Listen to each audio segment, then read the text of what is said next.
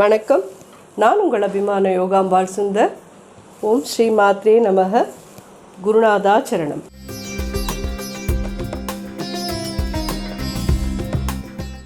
இன்றைக்கி நவராத்திரியோட 4வது நாள், ஞாயிற்றுக்கிழமை. நம்ம இன்றைக்கி என்ன பார்க்க போகிறோம் அப்படின்னு சொல்லி கேட்டீங்கன்னா, எல்லாருக்கும் தெரிஞ்சிருக்கும், திருச்சி பக்கத்தில் இருக்கிற அகிலாண்டேஸ்வரி, திருவானைக்காவலில் இருக்கிற அகிலாண்டேஸ்வரி பற்றின இதுதான் நம்ம இன்றைக்கி பார்க்க போகிறோம். நிறைய பேர் அம்பாளை நிச்சயமாக பார்த்துருப்பேன். அங்கே இருக்கிற ஒரு சிறப்பான இதை பற்றி மட்டும் நம்ம இன்றைக்கி பார்க்கலாமேன்னு தான். எல்லோரும் வந்து இந்த யானையும் சிலந்தியும் கூடு கட்டி அந்த சிவலிங்கத்து மேலே, ஜம்புகேஸ்வரர் மேலே கூடு கட்டினது, சிலந்தி கூடு கட்டினதும், யானை வந்து அதை தடுத்து நிறுத்தினதும், சிலந்தி வந்து யானையோட தும்பிக்கைக்குள்ளே போய் அது வந்து ரெண்டுமே சேர்ந்து மரணிச்சது கதை நீங்கள் எல்லாரும் படிச்சிருக்கலாம், தெரிஞ்சுக்கலாம். அதை நான் திருப்பி அதை இது பண்ண வரல. பட் தெரியாத தகவல்கள் அங்கே நிறையா இருக்குது. அதை பற்றி நம்ம பார்க்கலாமேன்னு தான். பஞ்சபூத ஸ்தலத்தில் வந்து அது நீரை கொண்ட ஸ்தலம். அதாவது அங்கே இருக்கிற சுவாமி வந்து ஜம்புகேஸ்வரர்னு சொல்லுவாள், ஜலகண்டேஸ்வரர்னு சொல்லுவாள். அது எப்படி வேணால் சொல்லலாம்.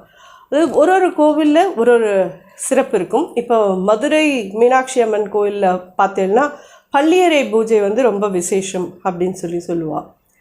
இங்கே திருவானைக்காவலில் பார்த்தீங்கன்னா மத்தியானம் உச்சிகால பூஜை ரொம்ப ரொம்ப விசேஷம். இங்கே வந்து என்னென்னு கேட்டீங்கன்னா, காத்தால அம்பாள் வந்து லக்ஷ்மியாகவும், மத்தியானம் துர்கையாகவும், சாயங்காலத்தில் சரஸ்வதியாகவும், துர்காலக்ஷ்மி சரஸ்வதியாக, இச்சாசக்தி, ஞானசக்தி, கிரியாசக்தியாக அங்கே இருக்கிறதா எல்லாரும் சொல்லுவாள். அந்த மத்தியான உச்சிகால பூஜையில் அங்கே இருக்கிற அர்ச்சகர் ஒருத்தர் அம்பாளோட சந்நிதியில் அம்பாளை மாதிரியே புடவை உடுத்திண்டு வளையல்லாம் போட்டுண்டு ஜம்புகேஸ்வரருக்கு முதல்ல போய் பூஜை பண்ணுவாள். அதுக்கப்புறம் பசுமாடு கண்ணுக்குட்டிக்கு பூஜை பண்ணுவாள். இதை நம்ம பார்க்குறதுக்கு வந்து கோடான கோடி புண்ணியம் பண்ணியிருந்தால் தான் முடியும். அது நிஜமாலுமே நம்ம இந்த ஜென்மா பாவங்களெல்லாம் தீர்க்கக்கூடிய ஒரு இது இந்த உச்சிகால பூஜையில் கண்டிப்பாக இருக்கும்னு எல்லோரும் சொல்லுவாள். நிறைய பேர் பார்த்துருப்பேன்னு நினைக்கிறேன். அதே மாதிரி இந்த அகிலாண்டேஸ்வரியும் பார்த்தீங்கன்னா அழகின் திரு உருவம்னா அது அவள் தான். அதாவது இந்த கோவிலில் வந்து மடப்பள்ளியில் வேலை செஞ்சுருந்த ஒரு சின்ன ஒரு செம்ம முட்டாளான அவள் வந்து ஒரு நாளைக்கு இங்கே படுத்து தூங்கின்னு இருப்பான். இவள் வந்து ராத்திரி வேளையில் அந்த கோவிலை வலம் வர்றது அவளுடைய வழக்கம். ஸோ அந்த மாதிரி வலம் வந்துட்டுருக்கிறதே இந்த பையன் படுத்துட்டுருக்கானே பாவம், அவனுக்கு பசி இருக்குமோ, எப்போ தாயாரானவளுக்கு யாரான ஒரு குழந்தை அது மாதிரி சுணங்கி படுத்துட்டு இருந்தாலே ஏன் படுத்துட்டுருக்குன்னு தோணும் இல்லையா? அது மாதிரி படுத்துட்டுருக்கிறதே, உனக்கு என்னப்பா வேணும், ஏன்ப்பா இப்படி நீ சுணங்கி படுத்துட்டுருக்க அப்படின்னு சொல்லி கேட்போம். அப்போது அந்த பையன் முழிச்சு பார்த்து முதல்ல எழுந்திக்கவே மாட்டான். அப்புறம் ரொம்ப முயற்சி பண்ணி அவள் எழுப்பினப்புறம் முழிச்சு பார்த்துட்டு, என்ன வேணும், எனக்கு என்ன வேணும், வெத்தலை பாக்கு இருக்கா அவங்ககிட்ட அப்படின்னு சொல்லி கேட்பாள். எத்தனை, அதாவது அள்ளி அள்ளி கொடுக்கறதுக்கு அவள் காத்துருக்கா ஆனால் அவகிட்ட வந்து வெத்தலை பாக்கு இருந்தால் எனக்கு கூட, 4 வாயில் போட்டுக்கணும், எனக்கு வெத்தலை பாக்கு இருந்தால் கூட அப்படின்னு கேட்பாள். அந்த நேரத்தில் அவள் வந்து தாம்பூல பூரித்த முகியாக இருந்தாள். தாம்பூலம் அவள் இது பண்ணிட்டு இருந்தா. தன்னுடைய வாயில் இருந்த தாம்பூலத்தை எடுத்து அந்த பையனுக்கு கொடுப்பாள். அதை அவன் வாயில் போட்டு அதை ஒரு க்ஷணத்துலலாம் அவன் வந்து அம்பாள் மேலே அவ்வளோ ஒரு கவி பாட ஆரம்பிச்சிட்டான். கவி காளமேகம் அப்படின்னு அவருக்கு பேரே அந்த இதுலேருந்து தான் உருவாச்சு. திருவானைக்காவல்லேருந்து தான் அவர் இதான.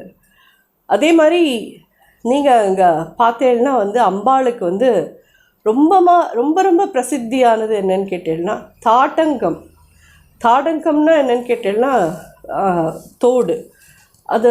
அந்த தாடங்கத்தில் வந்து ஸ்ரீசக்கரத்தை பிரதிஷ்டை பண்ணி ஆச்சாரியால் அம்பாளுக்கு மாட்டியிருக்கிறத அதை வந்து சொல்லணுன்னா அதை பண்ணிட்டு அவர் வந்து ஒரு இதே மாதிரி ஒரு சௌந்தர்ய லஹரி ஒரு ஸ்லோகத்தில் அவர் சொல்கிறார், தவ ஜனனி தாட்டங்க மகிமா அப்படின்னு சொல்கிறார். அதாவது உன்னுடைய தாடங்கமானது உன்னுடைய திருமங்கல்யத்துக்கு ஈடான மகிமை கொண்டது அப்படின்னு சொல்லி அவர் சொல்கிறார். நிஜமாலுமே அந்த தாடங்கத்தை நம்ம தரிசனம் பண்ணுறதுக்கோசரமே நம்ம அவளை பார்க்க போகணும். வேறு எது பார்க்குறோமோ இல்லையோ அவளுடைய இதில் அந்த தாடங்கம் ரொம்ப பிரசித்தியான ஒரு இது. அந்த தாடங்கத்தை நம்ம இந்த நாளில் அதோட இது யாருக்கும் தெரியாதனால ஜஸ்ட்டு தீபாராதனை காமிச்சானா நம்ம அப்படியே பார்த்துட்டு வந்துடுவோம். தாடங்கத்துக்கிட்ட நம்ம தீபாராதனை காமிக்க சொல்லி அதை நம்ம கண்ணார தரிசனம் பண்ணிட்டு வர்றது தான் பெரிய விசேஷம் இதில். ஸோ இந்த அகிலாண்டேஸ்வரி அகிலத்துக்கே ஆண்ட ஈஸ்வரி அவள், அகிலத்தை ஃபுல்லாக ஆண்டுருக்கிற ஈஸ்வரி அவள். அதனால தான் அவளுக்கு பேர் அகிலாண்டேஸ்வரின்னு பேர். இந்த நவராத்திரி நன்னாளில் திருவானைக்காவல் ஸ்ரீ அகிலாண்டேஸ்வரி அம்மனை பற்றின வரலாறு தெரிஞ்சின்றதில் நீங்கள் எல்லோரும் ஆனந்தமாக ஆயிருப்பேன்னு நான் நம்புகிறேன். அதை சொல்லறதுக்கு அனுகிரகம் பண்ணின அம்பாளுக்கும் என்னுடைய பரமானந்த நன்றி என் நமஸ்காரம். தொடர்ந்து வர பாடலையும் பார்க்கலாம். ஆனைக்காவினில் ஆட்சி புரிந்திடும் அகிலாண்டேஸ்வரியே, திரு ஆனைக்காவினில் ஆட்சி புரிந்திடும் அகிலாண்டேஸ்வரியே, திரு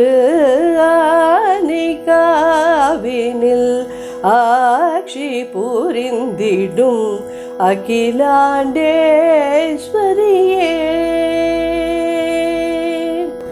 வானே எட்டோ நின் புகழ் பாடிட வாசலில் வந்தேனம்மா, கோவில் வாசலில் வந்தேனம்மா, அங்கு மானை போன்றவுள் மைவிழி அழகிலே மயங்கி நின்றேனம்மா, நானோ கவலைகள் துறந்தேனம்மா,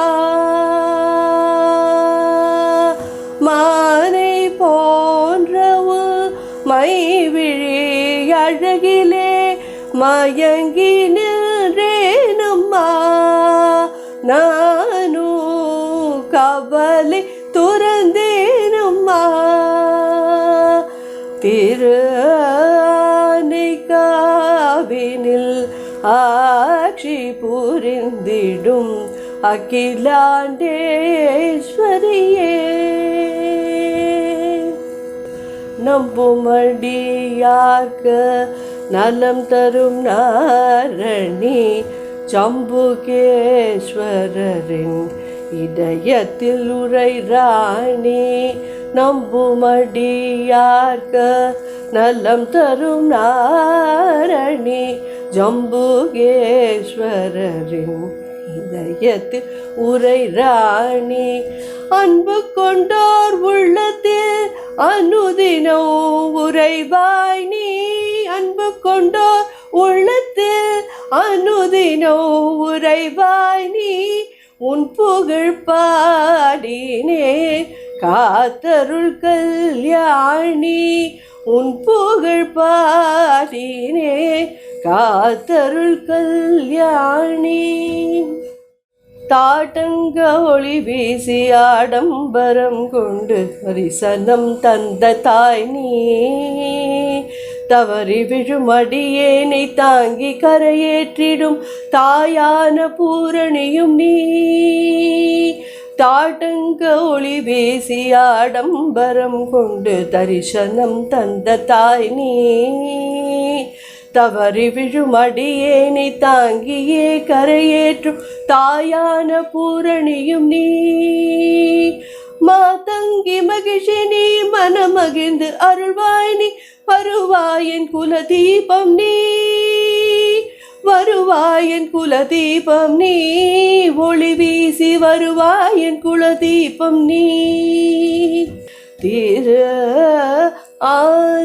ஆனைக்காவினில் ஆட்சி புரிந்திடும் அகிலாண்டேஸ்வரியே.